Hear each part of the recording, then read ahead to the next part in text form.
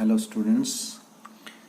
We were doing adjustment of the capital, and first two is we have already learned that how to adjust the capital. Now come to the third one, that is when total capital of the new firm is equal to the total capital of the firm before retirement of a partner. Means what was the capital before the retirement of the partner? What was the total capital? The new firm, the partners want that the total capital should be that much. So how much capital then each partner will have to bring? So this we will take the same example we had taken earlier, that XYZ were the partner in the firm. Okay, they were sharing profit in ratio of 4:3:2. Now Y retires, and the remaining partner X and Z want that their total capital of the new firm should be equal to the capital of old firm, total capital of the old firm. So first of all we will find out how much amount is to be paid to Y. So this was the capital balances now before this distributing all these things before the retirement. Then the reserve will be transferred to their capital account in their profit sharing ratio. Then P&L, profit share of profit, which was undistributed, which was not distributed earlier, will now be distributed in their profit sharing ratio, and revaluation account gain will also be distributed in their profit sharing ratio, and it will be transferred to the capital account of the partners, and there is no debit amount is there. So first of all Y is retiring, so we will take the total of Y, that how much amount should be paid to Y. So if we total up, it comes 74,000. 74,000 is to be paid to Y. So this amount has been transferred to his loan account. Okay, this in his loan account, when this amount is transferred, now we will get, if this amount is paid, whenever this amount is paid up to that time, he will get interest on this amount, and he is now no more a partner. Now if we come to the X, and a total amount of X is 60 plus 20 plus 8 plus 4. If we add up this, 8, 9, 8, 4, 12, and 7 and 6 plus carry ka 1, then 7 plus 2, 9, 92,000 is the total of X capital, and then we will find the capital of Y. We know that how much was the capital, 74,000. So we have taken this 74,000 here. Then Z's capital, if we total up this thing, his total capital comes, because there is no debit balance, 5, 4, 9 and 2, 11 and 6, 5 and 6, 61,000. 61,000, because there is no debit this amount there in his account, in any of the person is there. So we will just take the balance, this balance 61,000 of Z's capital. Okay, because we are doing that total capital, this new firm's capital should be equal to the total capital of the old firm. So total capital, how much was the total capital of old firm? It was the X capital, Y capital 74,000, Z's capital is 61,000. When we add up this, it comes 2,27,000.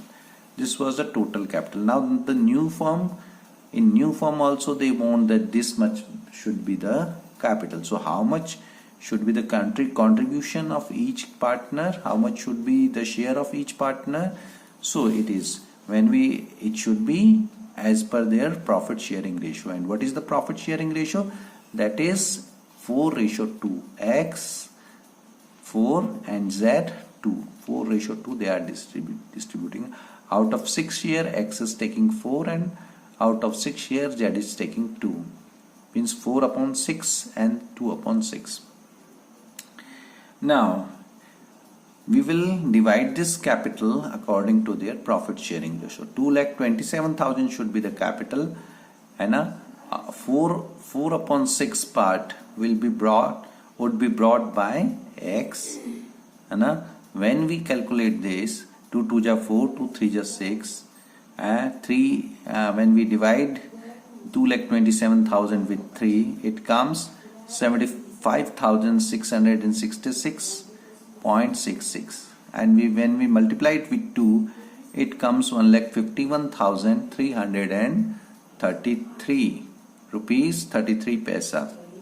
And now we will round up this in nearest rupees, in this rupees, then it comes 1,51,333. Then comes Z's capital. This is his capital should be 2/6 part of the 2,27,000 rupees. So with 2 1 ja 2, 2 3 ja 6, when we divide this, it comes 75,666.66, so 75,667. If we round up this thing, it comes this amount. 75,667 rupees should be the capital of Z, and 1,51,333 should be the capital of X. Okay. Now we will see how much short capital is there. So X capital should be 1,51,333, and Z's capital should be 75,667 rupees. But what is the position of the capital here?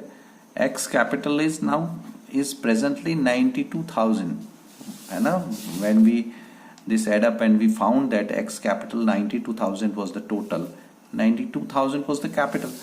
And this is the capital presently, and this should be the capital. How much shortage is there? 59,333 is the short which X will bring. So here we will write here by cash how much? 59,333. And if we total up, it comes 1,51,333. Okay, and this should be the balance, 1,51,333, 1,51,333. Okay, this should be the capital of X. Now come to Z's capital. So Z's capital, here we have calculated that his capital should be 75,667, and 75,667. But how much capital is there? His capital is 61,000, that we had already added, and find out that this comes 61,000. So how much short capital is there? If we deduct this, it comes 14,667. Okay, 14,667 would be brought by Z. Okay, so 14,667 if he brings, then the total capital now becomes 75,667. Okay, so balance is 75,667. So its balance should be 75,667. This should be the balance. Now we'll find out that this was the capital already with the partner 61,000, and this 61 and 92 was already the capital of the two partner, and the retiring partner was having 74,000. So this was the short. When he left, he has taken this 74,000 from the business. Now this capital is reduced by 74,000, which will be brought by these two. So we will just calculate that whether the amount of shortage which they will bring will be equal to the capital of the retiring partner. So when we add up this thing, this 59,333 and 14,677, when added, it becomes how much? 0, 0, 0 and 10, 4, 14 and 6 and 7, 74,000. And what was the capital of this retiring partner? So it is equal to that. Okay. So this way this question is solved, and we'll try to solve some other questions. Okay. Thank you. इसमें क्या पंगा हो गया भाई?